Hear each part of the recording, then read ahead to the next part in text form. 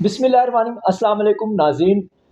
इस्लाम आबाद टुडे के साथ फैसल मकसूद आपका मेज़बान आपकी खिदमत में हाजिर है। जैसा कि आपको पता है हमेशा की तरह आपके लिए कुछ ना कुछ ख़ास और अहम लेकर आते रहते हैं। जी नाज़रीन, जैसा कि आपको पता है इस वक्त जो सूरत हाल चल रही है सियासी जो सियासी कशीदगी ख़त्म होकर बहाली की तरफ जा रही है, सब जानते हैं। इस वक्त बैठक होने लगी है और बैठक किसकी होने लगी है? पाकिस्तान तहरीक इंसाफ और पाकिस्तान मुस्लिम लीग नून एक बैठक करने लगे हैं। लेकिन वो बैठक किस लिए हो रही है? और दूसरा ये कि जैसा कि आपको पता है पाकिस्तान में जो बड़ी तीन जमातें हैं, पाकिस्तान पीपल्स पार्टी, पाकिस्तान मुस्लिम लीग नून और पाकिस्तान तहरीक इंसाफ, ये जो तीन खास अहम जो हिस्से हैं पाकिस्तान के, सब सियासी पार्टीज हैं, ये एक साथ बैठने जा रही है। लेकिन इसमें एक सवाल है, पाकिस्तान तहरीक इंसाफ और पाकिस्तान मुस्लिम लीग नून जो बैठक करने जा रही है उसमें पाकिस्तान पीपल्स पार्टी का कोई रुकन शामिल नहीं हो रहा। इस पे भी बात करेंगे कि आखिर इसकी क्या वजह है। और दूसरा, बैठक होने जा रही है और दूसरी जो अहम वजह, जो फार्मर मिनिस्टर प्राइम मिनिस्टर साहब इमरान खान साहब जो जेल में हैं, उस पर भी बात करेंगे कि उनकी बेल हो रही है कि नहीं हो रही। इस वक्त हमारे साथ सीनियर तज्जिया कार मौजूद है जो किसी तारुफ के मोहताज नहीं है। ये खुद ही अपना इंट्रोडक्शन भी कराएंगे और इस्लामाबाद टुडे के एडिटर भी है, ब्यूरो चीफ भी हैं और डिजिटल मीडिया भी चला रहे हैं, प्रिंट मीडिया से भी वाबस्ता है। और एक बात और इनकी खास और अहम बात यह है कि सियासी अगर कशीदगी है या सियासी कुछ भी सिस्टम चल रहा है इस वक्त पाकिस्तान में या दुनिया भर में, उस पर गहरी नज़र रखते हैं। सरदार साहब अपना इंट्रोडक्शन सबसे पहले खुद ही करवाएं और दुनिया के भर से जितने लोग भी आपको देख रहे हैं वो आपको जानते भी हैं। सरदार साहब जी फैसल साहब बहुत शुक्रिया। सरदार शौकत महमूद इस्लामाबाद टुडे के डिजिटल चैनल से उसका सीईओ भी हूँ और इस्लामाबाद टुडे का चीफ एडिटर भी हूँ। तो आज जिस मौजू पे आपने गुफ्तगू की है बड़ा अहम मौजू है और ये इस वक्त जो है सारे पाकिस्तान के अंदर जो है टॉक ऑफ द टाउन बना हुआ है। और ये जो हुकूमत और पीटीआई के मुज़ाकरात हो रहे हैं जिनकी शुरुआत आज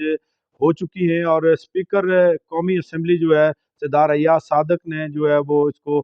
होस्ट किया है इन दोनों मुज़ाकरात को। और आज उसका पहला मरहला था और इब्तदाई जो टीओआरस थे वो तय किए गए और आज पीटीआई ने जो है वो वर्बल जो अपने मुतालबात थे वो हुकूमत के सामने पेश किए और इजलास में ये तय पाया कि जो इन रिटन मुतालबात हैं वो 2 जनवरी को हुकूमत को पेश किए जाएंगे। तो इस हवाले से ये एक अहम पेशरफ्त है। और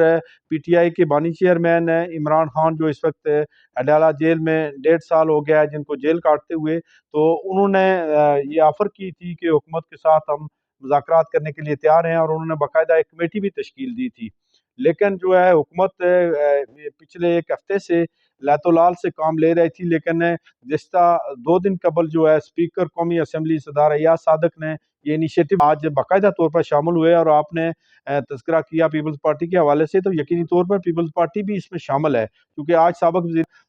परवेज़ अशरफ जो है राजा परवेज़ अशरफ वो इन मुज़ाकरात में शामिल थे। इसी तरह जो एमक्यूएम है और जितनी भी इत्तेहादी जमातें हैं वो सारे मुज़ाकरात में जो मियाँ शहबाज शरीफ ने जो कमेटी बनाई है उसमें शामिल हैं। और ये मुज़ाकरात मैं समझता हूँ कि इस वक्त चूँकि पाकिस्तान के हालात जैसे जा रहे हैं उनमें जो है वो इंतहाई नागज़ीर हैं। इस वक्त पाकिस्तान को चारों तरफ से घेरा गया है। बलूचिस्तान की सूरत हाल आपके सामने है, केपी की सूरत हाल आपके सामने है, फिर कश्मीर में एक मोमेंट हुआ है। तो इन हालात में पाकिस्तान के अंदर सियासी इस्तेकाम जो है वो नागज़ीर है और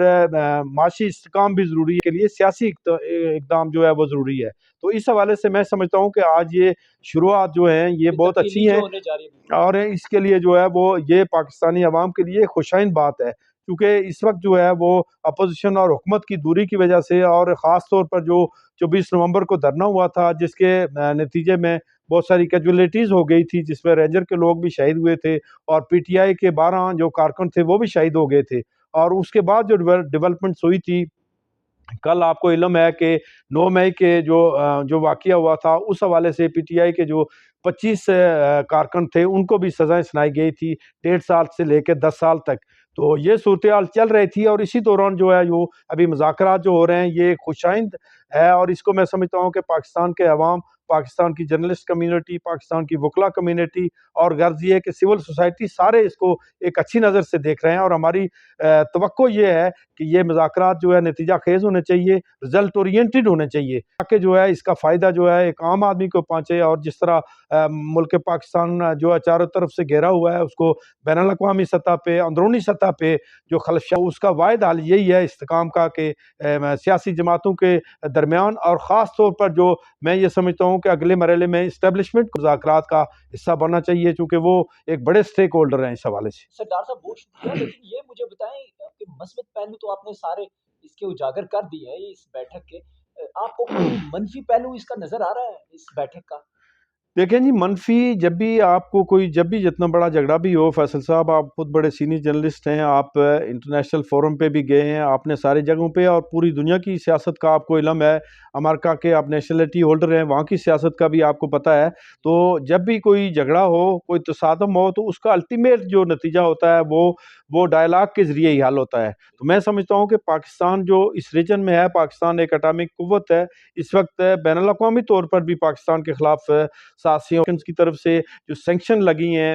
جو بائیڈن گورنمنٹ کی طرف سے، وہ بھی آدمیوں کا آپس میں یکجا ہونا بہت ضروری ہے، اور میں یہ سمجھتا ہوں کہ پاکستان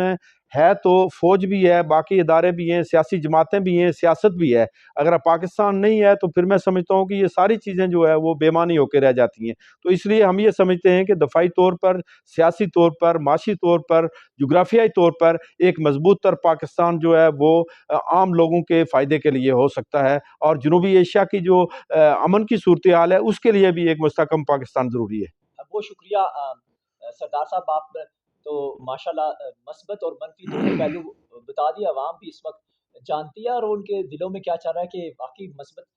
چینجنگ تبدیلی آنی چاہیے۔ سردار صاحب بہت شکریہ، آپ نے وقت دیا۔ اسلام آباد ٹوڈے کے ایڈیٹر بھی ہیں اور دیگر سینئر تجزیہ کار بھی ہیں، جرنلسٹ بھی ہیں، بہت بہت شکریہ ونس اگین، آپ نے ہمیں وقت دیا، اور جو اس وقت لوگ ہمیں پوری دنیا سے دیکھ رہے ہیں، اس وقت سوشل میڈیا کے پلیٹ فارم سے یا ڈیجیٹل پلیٹ فارم سے دیکھ رہے ہیں، ہمارے اس اسلام آباد ٹوڈے کے پیج کو ضرور لائک کریں، فالو کریں، شیئر کریں، اور اگر